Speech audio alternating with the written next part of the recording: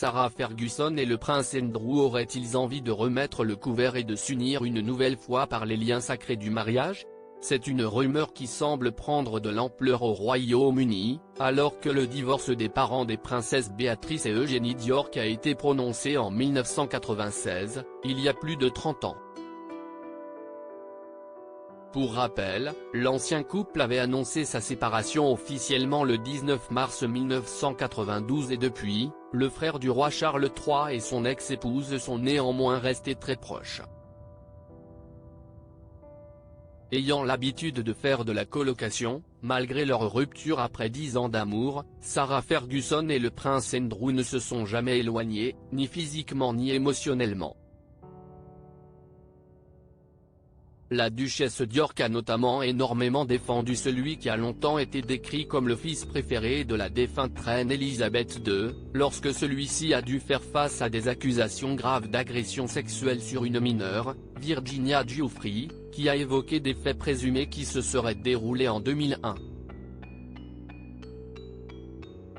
Jeudi 1er février, le Daily Mail a donc évoqué cette possibilité que l'ancien couple se mette de nouveau en ménage, après avoir pris des chemins différents vis-à-vis de leur vie sentimentale respective.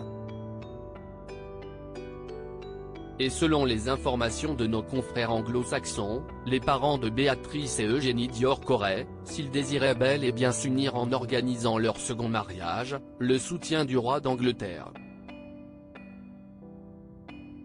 Supérieur à Sarah Ferguson et le prince Andrew, une histoire d'amour singulière et un mariage plus minimaliste et plus discret. Il semblerait, en effet, que Charles III accepte leur union, leur facilitant la tâche. Selon une source proche, le souverain aurait expliqué à Sarah Ferguson et à son frère cadet, le prince Andrew, qu'il leur donnerait sa bénédiction, même si ce dernier n'a pas vraiment besoin de sa permission s'il souhaitait se marier une deuxième fois, comme si est le cas pour les 6 premiers de la lignée. En revanche, les futurs éventuels époux ne pourraient pas se marier en faisant les choses en grand, comme cela fut le cas le 23 juillet 1986, lors de leur union au sein de l'abbaye de Westminster. Ils devraient plutôt accepter de se marier discrètement dans la petite chapelle royale, All Saints, située près de la maison du Royal Lodge, où ils résident.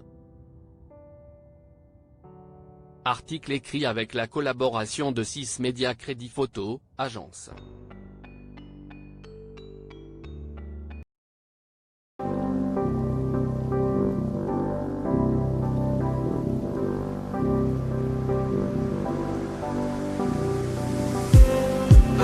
Just need